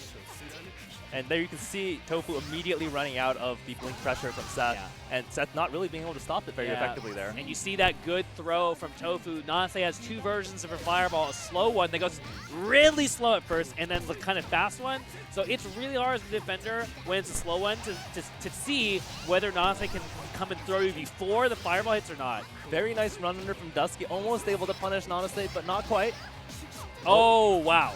Very dangerous, actually. I like that use of guard thrust, unfortunately. Great super. Yeah, Dusky immediately with the super in return. Gets a nice throw before the orb. Unfortunately, Seth doesn't get good Oki off of that. Whoa! The sword car 10-frame startup catches Seth out of an assault. Yeah, again, there's that slow fireball into the throw. It's like, what are you going to do about it? Are you going to press buttons and escape by the fireball? He can CS this into a knockdown. Yep, he's going to do the full combo here. So he might take the life lead, or he's very, very close here. And this orb Oki. I think he messed up his setup, and that's actually going to be it. No, I think that was the spooky throw priority. I think he blinked same side. Oh, he actually wanted to blink that way. Oh, no. Yeah. That's Yeah, a really that technical might have thing. been a We won't really need to describe that on stream, but suffice to say, Dusty had a turn in the corner, and something very rare happened, and it really just completely shut down his string on accident. So going into game 2, round start, Dusty calling out the sword car with just a TK dive. So things looking good for Dusky here in the corner. And again, Seth, one of his best features is that every knockdown, every hit he gets for the most part, he gets this hard knockdown and then makes the orb. So the orb will fire even if Seth is blocking. Unfortunately, Dusky messed up his combo off of that Oki a little bit, and it let Tofu out. And Tofu now has a good opportunity to try and make this back. He's going to win Vorpal. Dusky setting that EX orb, but it still falls and he dodges it. Nice dive here from Dusky. Not going to get the full combo. Oh, Gets but a jump. I like the jump over, though. He's able to actually adjust that combo drop into it. Kind of a tricky mix-up, so he'll still get that round. Dusky doing a very good job of kind of like ad-libbing and you know, ad-libbing off of some of his drops. Nice 5cc. Unfortunately, doesn't quite get it, and he misses the fastball kick. Yeah. The fastball kick input actually technically requires that you choose the direction you're blinking it. Yeah. But most Seth players, very nice from Tofu, Yes. beating out the EX grab with a meaty overhead. Yeah, EX command throw from Seth. It's actually invincible from the beginning, so you can do it on wake up, and it's a throw, so you have to dodge it. But one of the things you can do to call it out is you can absolutely meaty with an airborne attack and just body that. And that's exactly what we saw from Tofu. He's going to also catch him out of the sky. Doesn't get the combo, but this is the kind of neutral, difficult for Seth to deal with. Cleans it up with just one after another small hits. Tofu chipping away. Now 1 round out. What we were saying about that, the fastball kick though, is that most Seths will just wiggle the stick in both directions because you can blink either way. It doesn't matter. Yeah. All right, hard knockdown. Spends meter. He might do something tricky here and just tries to go for some weird reset. And unfortunately, Tofu was just not having any of it. But the assault over the fireball. Yeah. Dusky's actually amazing at doing this. I'm impressed, so impressed by his ability to just assault over these fireballs nonstop. And they've been working out pretty well. There you go, Tofu this time using the super to make himself safe. After that, another assault catches Tofu. This is really throwing Tofu off. I don't think he's really ready for this. Dusky spending meter, gets to make that orb. So even after using your super for damage, Dusky should be able to close out here. Don't drop the he combo. drops, he drops it! Oh my. The There's throw the that gets throw. teched. Good throw from Dusky. Evens it up 1-1. Yeah, that's the first one he actually teched from that sneaky slow fireball into run-up throw. Tofu not looking happy about that. He's really getting hit a lot by these assaults. You know, I feel like Tofu seems to have the knowledge at neutral, but he is not ready for Dusky to just be going straight into assault from like The really interesting thing, though, when you think about it, is that he's actually in the process of running forward when those assaults happen. Yeah. And he's getting hit crouching, which means he's probably rolling the stick to down back to block them. Yeah. So if Tofu doesn't adjust, it might be a lot of trouble for Tofu. Dusky getting a good challenge poke out. Hard knockdown. Here's the Oki. Yep, just a little tricky overhead into more pressure, but Tofu drops his combo here. Still going to be able to get some Oki. See, he thinks Dusky's ready for the throw this time. Tried to be cheeky and bait the throw, but Dusky that time did not choose to go for it. Dusky dropping his combo. Wake up. Going to be able to CS this. Yep. Damage. The 5cc is an interesting route choice there. Uh-oh. Oh, Tofu. That should be enough to kill, actually. If he has this, yeah. Spends the meter. Yeah, not taking the risk there. Just going immediately into super to clutch it out. 1 round away, Dusky might be able to take this over Tofu. Round start. That lunge, very unsafe, but you know if you get the hit or call it out, it's good. This time though, Tofu a little too smart for that. With that neutral jump to bait it out, and here we go. Tofu's game plan. It's a trade though. It doesn't really work out that well for Seth. Oh, he get punishment. No, not quite. Too slow. And oh, this time it works. There it is. Oh.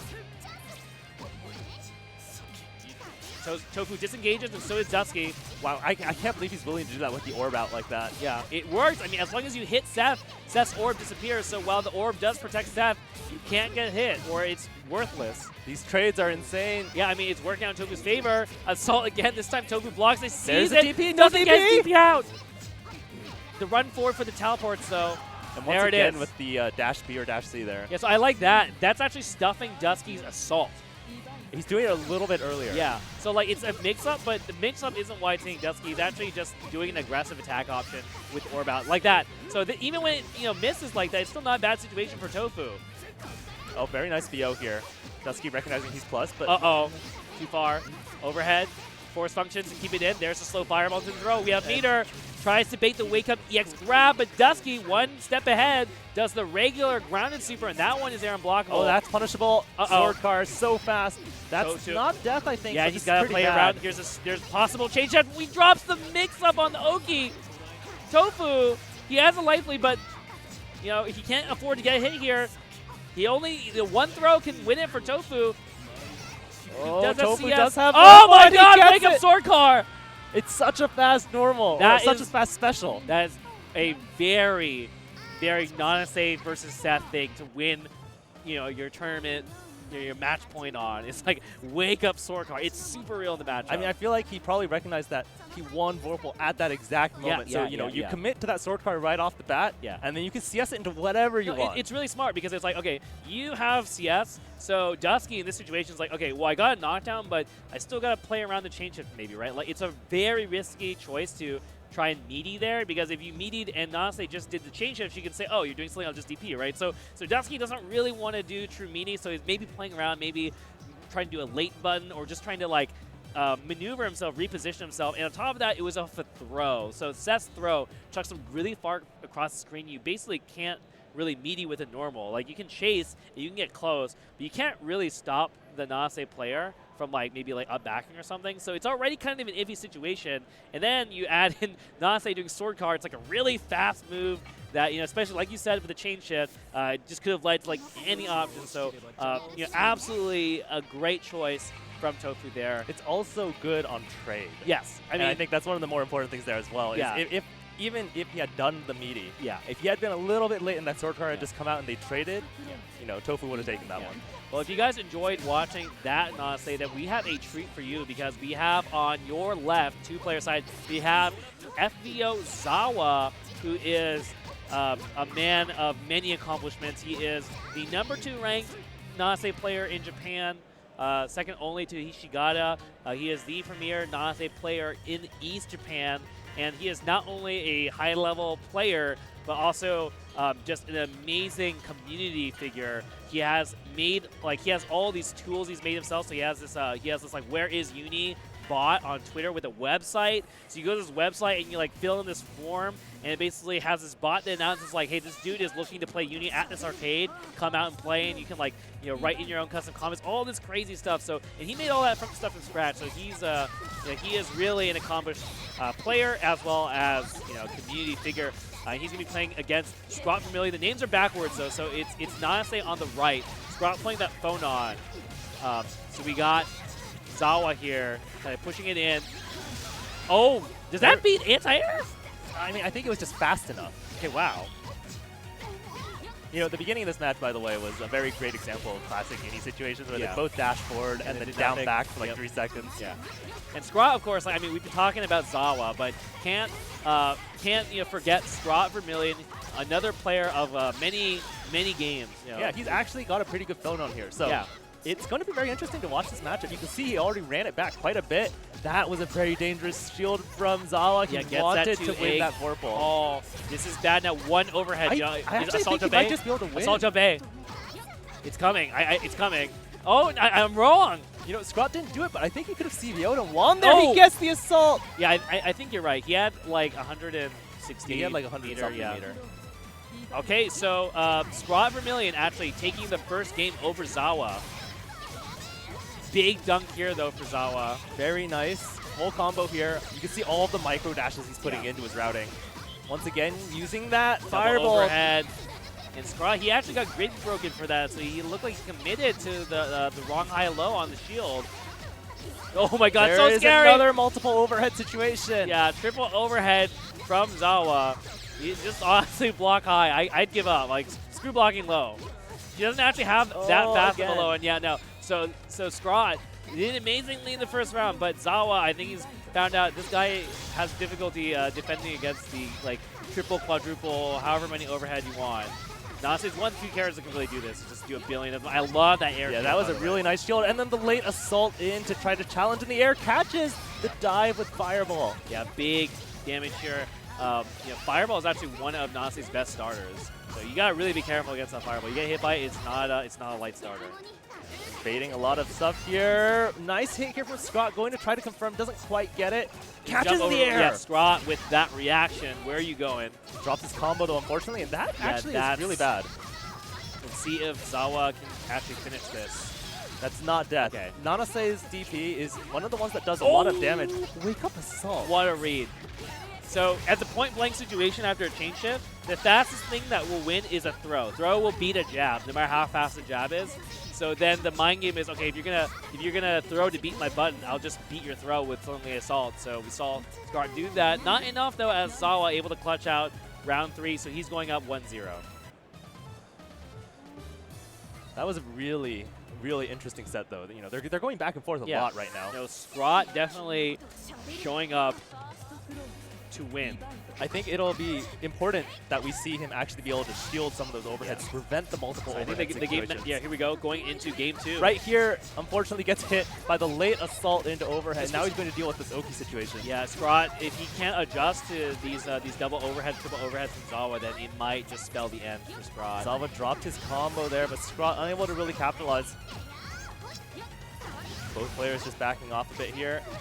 Sawa going to get in here with the multiple overheads again. He blocks it, and there we go. Scott successfully blocks it and actually pokes, jabs out of Zawa's kind of a little bit greedy frame trap. Burns his meter, gets the side swap after the Oki. And, you know, Scott's still sitting here on Vorpal. All right, he's going to keep Vorpal, but he did get a pretty, you know, ugly hit here from Sawa. Going to put him in the corner. Good damage, hard knockdown. And, you know, nice! The really interesting thing here, though, is that, you know, Scott is sitting on CS a lot of the time right now, right? And Zawa's floating at the range where Scott can actually DP CS. Yeah. And if he lands a counter hit DP, as Phonon, that's going to catch. It's projectile invulnerable. Wow. But, you know, if Scott actually CS is one of those DPs, Phonon gets a lot of damage off of that. Yeah, I wonder if he's holding onto it because he wants to threaten the assault jump A. He did it one time in the match. Oh, wow. And, nice. And Sawa blocked it. So maybe he's holding onto it to threaten, just like, hey, I might do an instant overhead here. You better be ready for it, and kind of use that as leverage point. But speaking of leverage point, Sawa with his double overhead. I like how he actually jumped out and then floated backwards into the double overhead. Yeah, even catches. I think that was a jumper and backdash. Sawa not letting Scott out of the corner here. It's oppressive offense, and now deal with this fireball. What's it going to be, slow, fast? Oh, he shields the overhead this time. Very nice.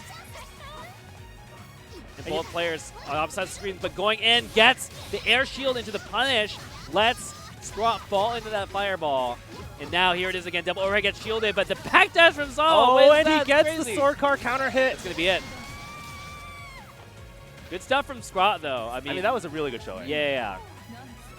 He definitely exceeded my expectations as far as fighting versus Sawa goes. And, you know, Sawa showed off a lot of stuff that is very unique to Nanase. Yeah. You know, most characters can jump out of the corner in those sort of situations. Yeah. But Nanase can use her force function to turn herself back around in the air. You're not just out. You're out, and you're in prime position to, like, maybe attack them, you know. Yeah. That is definitely an angle no one is ready for normally. Normally it's like, oh, you jumped out the corner. Well, you can't even hit me now, so I'll just, like, chase you maybe. And it's usually, like, at the worst, it's at neutral. Often cases, if someone tries to jump out of the corner like that, you can catch them or at the very least, like, do pressure, right? And Nanase has one of her air normals actually is very special in the sense that it has a follow-up hit. Oh, yeah, the jump BB? Yeah, and if you shield that second hit, it doesn't lock her out of air actions.